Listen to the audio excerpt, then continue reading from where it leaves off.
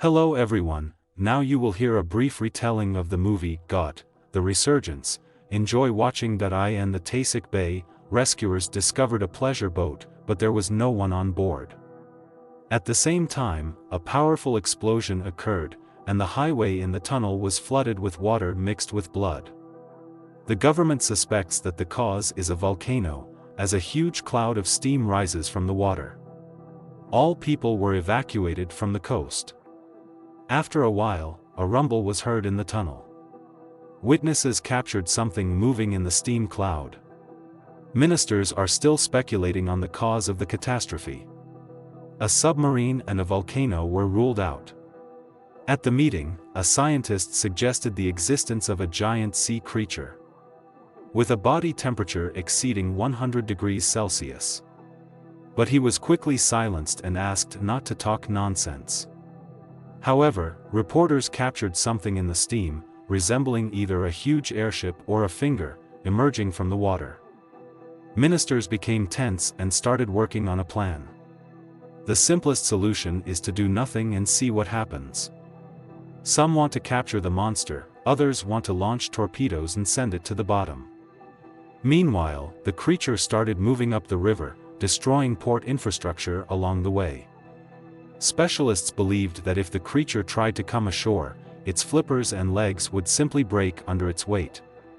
However, optimistic expectations were once again not fulfilled. A 120-meter creature with bulging lifeless eyes menacingly moved towards the fleeing crowd. But it had to hobble due to mismatched limbs. Blood constantly flowed from its gills. Apparently, the monster was trying to adapt to life on land. It moved through the streets between houses at a speed of 13 kilometers per hour. Eliminating the creature was not an option. The area was too densely populated.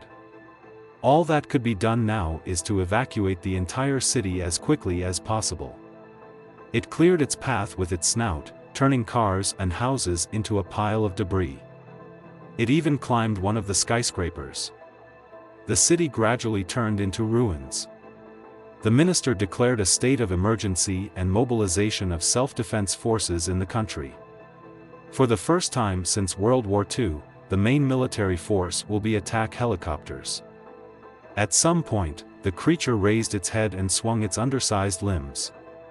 And with a swing, it crashed into the asphalt.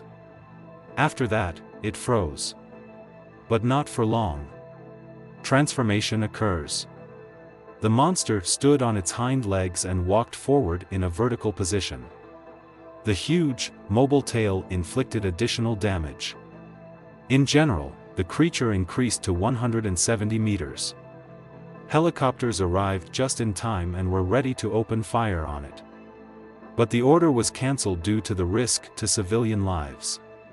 Without encountering resistance, the creature cleared a path through the city and headed back to the bay. For a while, people will be safe.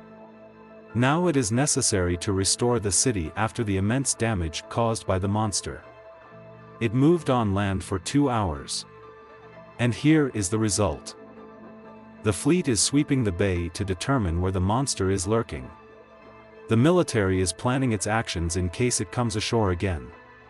Meanwhile, Gucci, have assembled an alternative team of various experts who will seek ways to counter the monster. Signs of intelligence in the creature are unobservable. Organic secretions are immediately incinerated due to their foul odor. It doesn't consume anything. So, where does it get such a massive amount of energy for movement? Madame Agashira suggested a nuclear reaction, and indeed, an elevated level of radiation is observed along the monster's path. Gucci met with the US President's envoy, Kyo Ken Patterson, and proposed, first of all, to find the person who predicted the appearance of the monster several years ago. His boat was discovered in the bay at that time. In the found documents, the creature was named Godzilla. On Oda Island, people call it the incarnation of God, a very evil god. According to Goro Maki's research, it is all due to the controlled disposal of active waste. For the last 60 years, some prehistoric creature has been feeding on it, causing rapid mutations. Now, it freely transforms from a seismosaur organism to an amphibious one. Godzilla's genetic code is 8 times longer than that of humans. It is the most perfect creature on the planet, but all they can say for now is that it walks. Finally, one of the specialists understood why the monster returned to the bay. It has something like a nuclear reactor inside. Therefore, it needed to cool its body after mutation. If they can somehow turn off the cooling process, the monster will either stop or perish. It was decided to inject Godzilla with a blood-clotting agent. Unexpectedly, a cult formed around Godzilla, calling the monster their god and demanding to save it. Soon, Godzilla swam to another bay and headed towards the shore. The residents watch in horror as a huge vortex forms in the sky. The living mountain does not notice obstacles and simply walks through the city. Godzilla mutated for the 4th time, doubling in size. Its length is now 330 meters, and it rises 112 meters above the ground. For some reason, Godzilla is heading towards Tokyo. It will reach the capital in just 3 hours. Directly attacking it is very risky, as there may be a massive radiation release. However, since the plan is still in preparation, it was decided to stop the monster by any means necessary. Troops were mobilized, including battleships and combat helicopters. Tanks and artillery were deployed. Strikes needed to be targeted at the legs and head to minimize the risk of a radiation release. Gunfire at the head had no effect. Then a 30mm cannon was engaged, but the damage was still 0. It was time to use missile systems, despite the dense urban development. All the missiles hit the target, but when the smoke cleared, people saw that the monster's head was completely intact.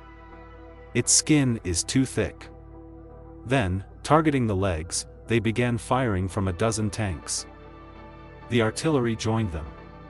The massive shelling seemed to slow down the monster. The huge body was covered in flashes from exploding shells. At some point, the monster stopped, but the attacks did not cease for a second. The next stage of the operation was the bombardment. Powerful bombs were dropped on the head and body of the monster. Godzilla began to change its course. The delighted military repeated the airstrike. Suddenly, a huge piece of the bridge flew towards the tanks. The military had miscalculated. All ammunition had been depleted, and the monster had reached the outskirts of Tokyo. The command center was destroyed, and the defense line was breached. The operation was halted because people had not been evacuated further. The living mountain moved through nighttime Tokyo, destroying one district after another. American bombers approached the capital. However, they could cause even more damage than Godzilla. A stampede began. People tried to hide in the subway before the bombing started. The Prime Minister also had to evacuate. His residence was in the path of Godzilla. Soon, 2 anti-bunker bombs fell on the monster's back. The street was flooded with liters of micro-oxygen. After that, Godzilla began to glow brightly. Its eyes closed with a protective membrane. The jaw opened wide, and from it erupted a fiery table of flames, destroying everything around. The fire turned into an atomic beam, with which Godzilla shot down an aircraft. During the next air assault, crests on Godzilla's back released photon beams. It detonated the dropped bombs and the bombers themselves. The beams burned dozens of houses and destroyed a helicopter carrying the Prime Minister and other former officials. 3 major Tokyo districts were incinerated in seconds, and the monster froze in place. Now the main problem is the extremely high levels of radiation it left behind. Millions of people are left without shelter. There are not enough resources or strength to deal with the aftermath of the night attack. One of the few surviving officials was the Minister of Agriculture. He was appointed the new Prime Minister, although he is more concerned about the soft noodles on his plate. Meanwhile, private companies are working on clotting agents for this mission. At the same time, scientists have calculated that Godzilla's energy charge will fully recover within 15 days. A rocket with a thermonuclear charge will be launched, even if someone out of the 4 million residents does not manage to evacuate. The Yaguchi team received the latest research from Professor Goramaki. However, no one can decipher the complex schema left by the brilliant scientist. Until it is folded, like origami.so, the team understood how the creature's organism works and produces atomic energy. It turned out to be very simple. It's not about the cell membrane but the extremophile configuration that inhibits the activity of the cell membrane. This inhibitor will help maintain their activity against the acculant. They can now proceed with Yaguchi's plan. However, they need 3 more days to produce the required amount of acculants, and the strike is planned in 2 days. Thanks to Kyoko, the Americans agreed to postpone the date by 1 day and participate in the operation. Barrels with the inhibitor and acculants were shipped. 3 ports were filled with tanks. Everyone participating in the operation will likely be exposed to radiation. But only they have a chance to stop the creature. But only they have a chance. I understood that the first stage involves attacking Godzilla's legs with trains filled with explosives. The second stage is an aerial attack with drones. The monster woke up and made the sky rain with photon beams. The military plans to exhaust Godzilla to the maximum. Attacks continue one after another, and the beams demolish nearby houses. The energy in the crests is depleted. Godzilla then activated its dorsal fins. But soon the monster was left without this weapon as well. The next stage is the detonation of skyscrapers, which will fall directly onto Godzilla's legs. One by one, skyscrapers collapse onto the monster, covering it with their debris. Construction screens approached the defeated creature, delivering canisters with acculants, which began pouring directly into its enormous mouth. Suddenly, Godzilla emitted a beam and destroyed all the machinery and people in an instant. But despite this, the acculants had an effect, and Godzilla slowed down. Explosive-laden trains were sent under its feet again. A powerful explosion staggered the monster, and it fell onto its stomach. The second and third crane squads again began pouring freezing agents into its mouth. Numerous tanks emptied their contents. Godzilla's skin began to harden. Its tail fell lifelessly onto the asphalt, but then the monster moved again. However, only to freeze in a more epic pose. The temperature in the chest area dropped to -60 degrees Celsius. Godzilla was immobilized. In 2 or 3 hours, the radiation in the city will return to its previous level. Now it remains to rebuild Tokyo and choose a new government. Once, I understood Siryuan, and I will do it again. We are shown the frozen Godzilla again, on whose tail terrifying and humanoid monsters have managed to develop.